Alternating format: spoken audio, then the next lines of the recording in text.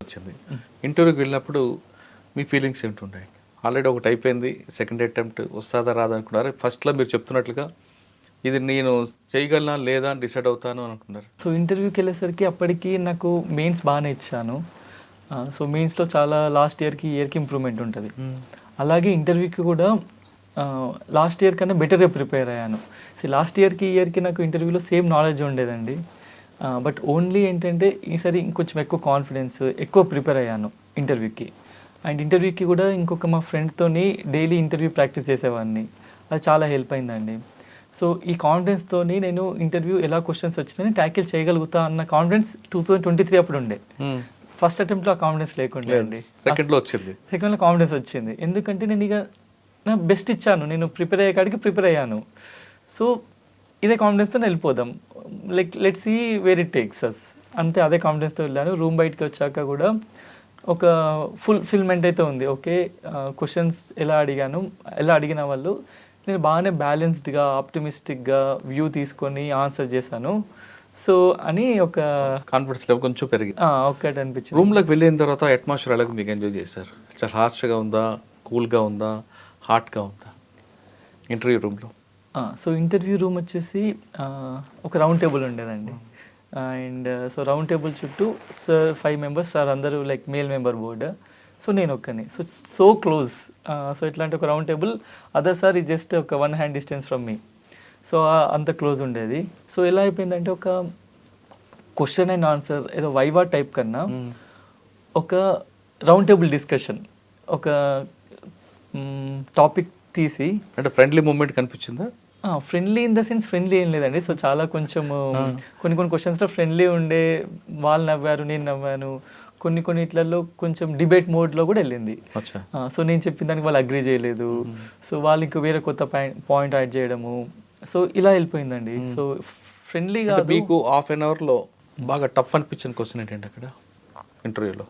చాలా క్వశ్చన్స్ అడిగారండి. ఒకటి ఏంటంటే ఒక ఇండియా సివిలైజేషనల్ ఇథోస్ నుంచి మనం ఇప్పుడు అడ్మినిస్ట్రేషన్లో ఫుట్ ప్రింట్ లేదు అన్న దాని మీద ఒక 5 to ఆల్మోస్ట్ 10 minutes డిస్కషన్ ఆ టాపిక్ మీద నడిచిందండి. ఇప్పుడు ఫర్ ఎగ్జాంపుల్ వేరే యూరోపియన్ సొసైటీలో తీసుకుంటే వాళ్ళ సివిలైజేషనల్ ఫుట్ ప్రింట్స్ వాళ్ళ అడ్మినిస్ట్రేషన్ గవర్నెన్స్లో ఉంటాయి, ఎడ్యుకేషన్ సిస్టమ్ మీదనే ఉంటాయి. సో మనది అక్కడ లేదు. సో దానికి రీజన్స్ అని, ఇండిపెండెన్స్ తర్వాత మనం ఆ స్టెప్స్ తీసుకున్నామా లేదా, సో డిఫరెంట్ గవర్నమెంట్స్ ఎలా తీసుకున్నాయి స్టెప్స్. సో కైండ్ ఆఫ్ కొంచెం కాంట్రవర్షియల్ సైడ్ వెళ్ళాయి. బట్ చాలా బ్యాలెన్స్డ్గా ఆన్సర్ చేశాను, ఆబ్జెక్టివ్గా బ్యాలెన్స్డ్గా రీజనింగ్గా ఆన్సర్ చేశాను. So maybe that kind of help me. బోట్లో 5 members ఉన్నారు. మీరు ఐ కాంటాక్ట్ ఎవరికి ఇచ్చారు? అందరికి ఇచ్చారా, ఓన్లీ చైర్మన్కి ఇచ్చారా? సో ఎవరు క్వశ్చన్ అడిగితే వాళ్ళకి ఎక్కువ ఐ కాంటాక్ట్. సో అప్పుడప్పుడు మేబీ అందరూ క్యూరియస్గా వింటున్నారు కాబట్టి సమ్ టైమ్స్ మనం అందరినీ ఎంగేజ్ చేయాలి కదా. సో సమ్ టైమ్స్ మేబీ ఒక 10 or 15% ఆఫ్ ద టైం వేరే మెంబర్స్ని కూడా చూడడం జరిగిందండి. మీ బాడీ లాంగ్వేజ్ కూడా ఒకసారి వాళ్ళు అబ్జర్వ్ చేస్తుంటారు? చాలా అబ్జర్వ్ చేస్తారండి. మీరు కూర్చున్న పొజిషన్ దగ్గర నుండి కంఫర్ట్ పొజిషనా కాదని, మీరు కంఫర్ట్ పొజిషన్లో కూర్చున్నారా? కంఫర్ట్ పొజిషన్లో కూర్చున్నా అండి. సో నార్మల్గా ఇలాగే రిలాక్స్ అయ్యి కూర్చున్నాను. సో వాళ్ళు చూస్తారు మనం ఎంత స్ట్రెస్ అవుతున్నామా, ఎలా ఉంది, డిగ్నిఫైడ్ ఉన్నామా అని చూస్తారండి. సో రైట్, అది కూడా మనకు ఒక ప్లస్ పాయింటే కదా. అన్ని ప్లస్ పాయింట్, ఎందుకంటే ఇది ఒక పర్సనాలిటీ టెస్ట్. సో మనం ఎలా ఏం మాట్లాడుతున్నాం అనేది కాదు, మన ఓవరాల్ బిహేవియర్ ఎలా ఉంది, సో మన థాట్ ప్రాసెస్ ఎలా ఉంది, అన్నీ చూస్తారండి. సాధారణంగా మేము మెయిన్స్లో వచ్చాం కాబట్టి సబ్జెక్ట్ చెప్తే చాలు అని కొంతమంది అనుకొని అక్కడ కరెక్ట్ పొజిషన్ లేకుండా బాడీ లాంగ్వేజ్ వాళ్ళకి అనుకూలంగా లేకపోతే అది కూడా మైనస్ అయ్యే అవకాశం ఉంటుందా? కంపల్సరీ మైనస్ అవుతుంది అని చెప్పలేనండి. బట్ ఎట్లా అంటే ఇదైతే ఓన్లీ నాలెడ్జ్ టెస్ట్ కాదు. సో ఓన్లీ నాలెడ్జ్ ఉంటేనే మంచిగా లైక్ అన్ని ఆన్సర్స్ చెప్పినా అప్పుడప్పుడు చాలా తక్కువ మార్క్స్ వస్తాయి. So it's overall complete 360 degrees assessment. ఒక పర్సన్ని అసెస్ చేసేటప్పుడు knowledge, behaviour, attitude, thought process అన్నీ ఎవాల్యుయేట్ చేస్తారు. ఇట్స్ పర్సనాలిటీ టెస్ట్ అండి. సో ప్రతిదీ అయితే ఎఫెక్ట్ ఉంటుంది. మీరు లోపలికి వెళ్ళిన తర్వాత వాళ్ళు కూర్చోమన్న ద్వారా కూర్చున్నారా లేదా నిల్చున్నారా? ఒకటి చైర్, మీరు ఇంటర్వ్యూ అయిపోయిన తర్వాత సేమ్ పొజిషన్లో చైర్ పెట్టి వచ్చారా లేదా మామూలుగా వచ్చారా?